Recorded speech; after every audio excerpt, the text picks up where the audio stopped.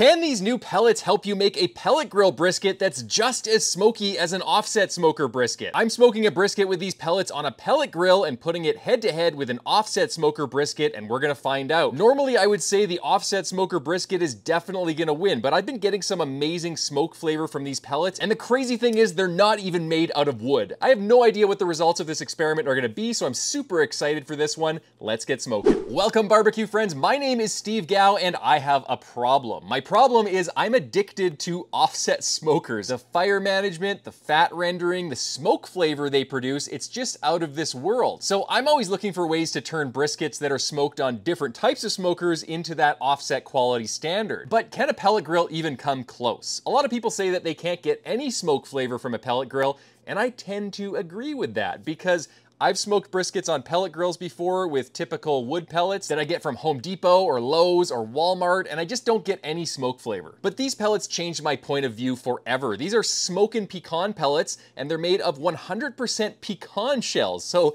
they're not made of wood at all. Big thanks to Smokin' Pecan, by the way, for sponsoring this video. When I originally heard about them, I bought a box with my own money, and I used them to smoke a brisket in a video that Smokin' Pecan did not sponsor in any way, so it was totally unbiased. The results I got on that brisket were super smoky and delicious, a lot smokier than any other pellet I've tried, and much more than just a trivial difference. So now I'm a huge believer and I'm working with Smokin' Pecan more closely. Quick note, I'll probably pronounce pecan a bunch of different ways. I started pronouncing it pecan, but nobody says it that way. So now I'm saying pecan, and that is the pronunciation I'm sticking with. Smokin' Pecan is a family-owned business, and they are really nice folks with a big passion for barbecue. They've been in the pecan business for generations, and understandably, they create a lot of pecan shells as a byproduct of producing the pecan nut, which is technically not a nut, it's a drupe. And at some point, they found out that the shells are actually combustible, and they can use them to smoke barbecue, which is pretty crazy. So they started selling the raw shells to use in charcoal and wood smokers. You just throw some shells onto your fire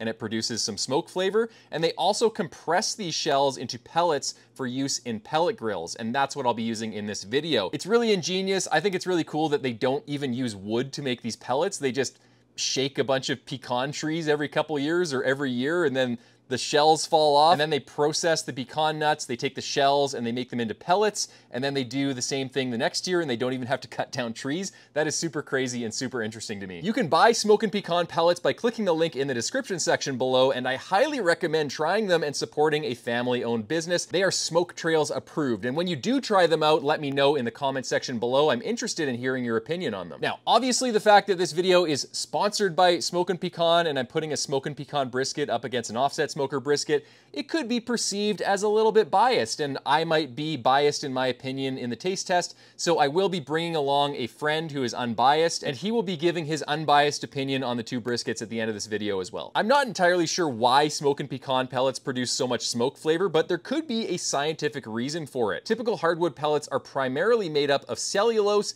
hemicellulose, and lignin, and it's this lignin that is responsible for most of the smoky aroma and flavor we associate with barbecue. Hardwoods with higher lignin content, like mesquite for example, tend to produce the most intense smoke flavors, and when we look at the composition of pecan shells, it turns out they are very high in lignin, a lot higher than most hardwoods. So this higher lignin content in these Smokin' Pecan pellets is probably the reason we're getting more smoke flavor from them, and it could help us get closer to the taste of an offset smoker brisket. Now, just out of interest, I ground up a few regular wood pellets, and they grind up into fibrous strands of wood, as you can see, but when I grind up the pecan shell pellets, they grind up into granular little particles. Also of interest, the wood pellets puff up and fall apart when soaked in water, so they can clog up your auger or become unusable when exposed to just a little bit of moisture. But the pecan shell pellets seem to be more resistant to moisture. This one held up its integrity when soaked in water for 10 minutes, then I dried it and it still held its original shape. I'm not sure what all of this means or if it makes a difference, but it was interesting to see the difference between the composition of a wood pellet and a pecan shell pellet. One thing I do know for sure is that they produce a ton of smoke flavor, but is it enough to compete with an offset smoker brisket? To test it out, I'm smoking 2 choice grade briskets of a similar size and trim, and I'll smoke one on the pellet grill with Smokin' Pecan pellets and one on my offset smoker. For For the first brisket, I'm slathering it with some Golden Mountain seasoning sauce. I started using this stuff after somebody saw it in the back kitchen at Franklin Barbecue in Austin, Texas, and then they told me about it and I tried it out and it was really good. I don't know if Franklin Barbecue uses it on their briskets, but I can tell you it tastes amazing on brisket, and that's why I've continued to use it on a lot of my briskets. I'll put a link to it in the description section below if you want to try it out. Now I'm seasoning one side with coarse pepper, then a layer of kosher salt, and finally a layer of Lowry's seasoned salt. Flipping it over, I'm repeating those layers on the top side, and I'll do the exact same thing for the second brisket. This is a very simple Texas style rub, but if you guys want next level flavor and convenience, I just launched my new brisket rub on Amazon. I've been working on this stuff for 2 years and I'm super excited about launching it, so I'll be using it in my videos going forward now that it's available. You can pick it up on Amazon. I'll leave a link in the description section below. Now, heading outside, I'm chopping up some splits of yellow birch for the offset. Don't get too hung up on that though. I would just use whatever hardwood is cheapest and available to you locally. Now I'm lighting up my Oklahoma Joe's Longhorn offset smoker with my grill gun, and once that's fully on fire, I'm going to let it burn down into a coal bed, and I'll start adding splits every 20 minutes roughly to maintain a 225 to 250 degree fire. Now moving on over to my pellet grill, it's the Camp Chef Woodwind Pro. I opened up a fresh box of smokin' pecan pellets. They have a really distinct smell. It's kind of sweet is the best way I could describe it. And that smell carries through from the smell of the pellets to the smell of the smoke to the smell it imparts on the meat. So it's very consistent and it has a very distinct flavor and smell. I'm loading up the hopper of my pellet grill and setting it to 160 degrees, as low as it can go, because the lower the temperature on a pellet grill, the more smoke it will produce. The brisket then goes on the top rack of the smoker to protect it from the radiant heat from below, with no water pan yet, but I will be adding a water pan later. Every 30 minutes or so for the next 6 hours, I'm popping in and giving the brisket a spritz of equal parts water, Golden Mountain seasoning sauce, and apple cider vinegar. That's just what I'm trying out in this video, but it seems to be a pretty good combination. I'm doing the same thing with the offset smoker brisket, and when it starts sweating out moisture around 140 degrees Fahrenheit internal, I'm bumping up the temps on the offset up to around 275 to 300 degrees Fahrenheit. And after 6 hours, the pellet smoker brisket has some nice color, so I'm placing a water pan under it to absorb radiant heat from below, and I'm increasing the smoker temperature to 300 degrees. That water pan is now really going to take the brunt of all that radiant heat coming up from the burn pot, and it's just going to release nice, gentle, convective heat at 300 degrees so we can render the fat cap of the brisket. If I just smoked a brisket at 225 degrees on a pellet grill, I wouldn't really get good fat cap rendering, so that's why the combination of the brisket on the top rack, the water pan below to block the radiant heat, 300 degrees, which is a pretty high temperature, getting that convective air over top of the brisket, that gives us a situation that kind of emulates the environment in an offset where the heat is coming top down. It's very hot, it's rendering that fat cap, and we're getting an end result that is closer to an offset smoker brisket with a really rendered fat cap. Now that both briskets are in the stall and sweating out moisture, I'm spraying them with some beef tallow. Basically, I warm up the tallow and I put it in this Misto pump oil sprayer. And as long as I keep the can in some warm water, the tallow stays liquid and I can spray it right on the brisket. You can also spray the brisket with oil, Pam, or the tallow spray that South Chicago Packing Company makes. Anecdotally, I feel like adding some liquid fat to the fat cap during the cook helps it to render and for the bark to crisp up, but it's just something I'm experimenting with right now. I don't have a definitive answer for that at the moment. And once the offset smoker brisket hits around 170 or 180 internal, I'm foil boating it for the remainder of the cook. This just helps it cook more evenly, so I'm not in a situation at the end of the cook where the point is done, but the flat still has a long way to go, and I'm overcooking the point in order to properly cook the flat. Checking in on the pecan shell pellet brisket, you can see how the fat cap is bubbling as if it's kind of frying in the air. That's exactly what we want to see, and it tells us the fat cap is rendering. It's also hit 170 internal, so to keep things consistent, I'm also foil boating the pecan shell pellet brisket after it hits 170. Now, after 11 hours, the offset smoker brisket is at least 190 everywhere I probe. It was actually on the higher end, probably 195 to 198. So I'm wrapping it Goldie style with tallow. I also add some ghee for an extra buttery taste. And then it goes in my Winston CVAP holding oven at 150 degrees Fahrenheit for the next 18 hours to finish and rest. If you follow my videos though, you'll know you can just use your oven, an electric smoker, a sous vide machine, a sous vide holding chest, a Vevor holding oven, or any number of inexpensive options. There's a lot out there to hold your brisket. And at around the 12-hour mark, the pellet grill brisket is also hitting 190 to 195, so I'm wrapping it and it goes in the holding oven along with its buddy until the next day. All right guys, I'm here with my friend David, and David is going to be my taste tester for these briskets. These briskets have been holding for the last 18 hours at 150 degrees, so we're going to test them out. And for this experiment, David, All I'm gonna tell you is just give me your honest opinion of what these briskets taste like. I'm not gonna tell you what's different with either one of them, although I will tell you that one of them was prepared in a different way or with a different ingredient. So see if you can just pick up anything, any kind of differences, and we'll go from there. Okay, let's do this one first. I'll slice this guy right down the middle, and I'll give you guys a look. I'll give you a look first.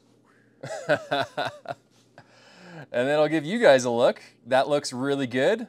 Perfect looking brisket. Get a flat slice. That's a good one. And we'll do a point slice. I'll just get a nice skinny point slice here. So that's brisket number 1. So first of all, give it a smell. Maybe not quite as smoky as I expect, but it smells, is it almost buttery? Yeah, it's got a different scent for sure. It's almost like sweeter. Yeah, it definitely smells like that. Yeah, absolutely. And then smell this one. You smell any differences there? I almost want to say herbier. I don't know if there's... Herbier? Yeah. So between these two, do you smell any differences? I think meatier and like more buttery on this end. That's what. So this smells more buttery and beefier almost? Yeah, exactly. Okay. And in terms of like smoke scent, which one do you think is smokier or less smoky? Like, does anything really jump out at you? Maybe this one, I think. So you think this one is smokier? Just by the smell for... Okay. So let's get a slice here. You don't have to eat the whole thing, but you can take a bite of that. Wow. And just give me your first impressions of that. That's really good. Definitely very buttery. And then maybe I'll just give you a piece of the bark here from the flat. Okay. I'll just reserve my tasting notes until the end. Right, any first impressions of that? Like, how does it taste? Any flavors you're picking up on? I mean, all around this is like extremely juicy, very full. Fat is like perfectly rendered through. I don't know. This is pretty good brisket. Okay, awesome. Let's cut into this other one here. So I'll cut into this guy. So once again, looks very similar to the last brisket. There you go. Texture is already a little different. I'd say maybe it's like the meat is flakier, still very moist. So differences between this one and that one, can you pick up on anything? I would say on the texture, this is a bit more like on the crumbly side compared to this one there. Okay. Maybe not as strong on the beef taste maybe as this. So this one tastes beefier? Yeah. Okay. That being said, I think that would be my go-to. Like you like this one more? I do. Just like texture-wise? Texture-wise, yeah. Like because it melts in your mouth more, or? Just the crumbly is quite nice. Like it's yeah, just overall really nice texture and then like really good taste too. And when you say crumbly, are you talking about like the muscle fibers, how they fall apart in your mouth? Yeah, or? exactly. They're like they come out in little chunks instead of being one like, you know, solid piece of meat that is just like soft. Right. This kind of. And here's a piece of the flat. Noticing anything there? Be a little drier, I want to say, than the flat of this one. Yeah. But again, I do really like the taste of this one. Okay. Yep. So it sounds to me like this one has been cooked a little bit more. I took it to a little bit of a higher temperature, rendered out the fat a little bit better than this one potentially, but you still like this one a lot and you thought it was buttery. Yeah, I mean this is like if we take a look at that, then we'll pull that apart. Wow. And then the last thing I want to do is just the bark. So there's a piece of the bark on this brisket, and here's a piece of the bark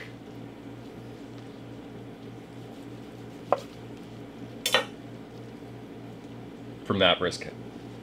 So just taste those side by side, and let me know if you taste any differences in terms of like the flavor of the bark itself, or the seasoning, or if you're picking up on anything like that. Again, like softer, more definitely juicier on this side. Maybe the bark is less sharp. With that, just like all around really smooth. Yeah, now that's making me rethink my decisions. Both of them are really good brisket. Like, yeah. This is like definitely extremely tender. So which one do you prefer overall? Is it this one?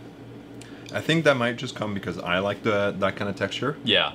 Like that, I would go for this. However, like then taste, like this is actually quite remarkable too. So you like the taste of this one? Mm-hmm. And by taste, do you mean like the interior of the meat, or like the bark, or like what were you picking up on? I think all around, like it just feels like the fat is absolutely everywhere. Like, yeah. You get like you get it at every single bite, and right. Then the beef taste is really nice and strong. Yeah. Yeah. Awesome. Okay, so I'll tell you what the difference is. This brisket was prepared in my offset smoker. You've had tons of my offset smoker briskets in the past. You know what those taste like. That was smoked for 12 to 15 hours in my offset smoker. This was smoked on a pellet grill with pecan shell pellets. So pellets that have been made from pecan shells that are compressed into pellet form that work in a pellet smoker. So that is what's creating the bark on this one, and the birch wood that I smoked with my offset smoker was what I smoked with this one. So the purpose of this video was to see if you could make a brisket as good as an offset smoker brisket on a pellet grill with this particular type of pecan shell pellet. Yeah. I mean, I would say you definitely achieved that. This is like an outstanding brisket, and yeah. I agree with you. Like this one was a little bit more smoky, like when you smell it, but when you taste it, or when I tasted it at least, it's hard to pick up on those smoke flavors. Like you get a hint of smoke on both of these briskets. Yep. You just get a bigger whiff of smoke on this offset smoker brisket than this one. But this one, it smells smoky. Like it smells smoky. The pecan shell pellets did their job, but this one's just a little bit more smoky. It has a little bit more depth of flavor. And in terms of the differences in texture and the fat rendering, that's all just how the cook went. This one might have cooked a little bit to a higher temperature than this one. This one might have had more intramuscular marbling, or this one did. Or I just added more butter, actual ghee, clarified butter to this one, and that's the reason that it's tasting more buttery. But I mean, this one smells smoky. This one smells smoky to me. The offset smoker brisket is a little bit more smoky than this one, but for all intents and purposes, the fat cap rendering, the juiciness, the smoke flavor, everything is here. And I think if I serve these briskets side by side, you can tell me if I'm wrong. Be honest. Yeah. If I serve these side by side, would you notice the difference? Like if they were all sliced up and... I couldn't, no. Yeah, that's kind of the point I was trying to make. Like, I don't think you could, I couldn't honestly tell the difference between these if I got a tiny little slice, unless I was really smelling them and really looking for something in particular. Anything else to say? Sucks to be you guys. Yeah, we get to eat this now. Okay, so let's carve this up and let's go eat. So to recap the taste test, both David and I agreed that the offset smoker brisket was a little bit more smoky. It had a little bit more depth of smoke flavor than the pecan shell pellet brisket, but the pecan shell pellet brisket was still really smoky, and it had a different type of smoke flavor and scent. It was more on the sweet side, whereas the offset smoker brisket was more of a robust smoke smell. Beyond that, the differences were really chalked up to how the cook went and the different composition of the briskets. For example, one might have had more fat, intramuscular fat and marbling than the other one.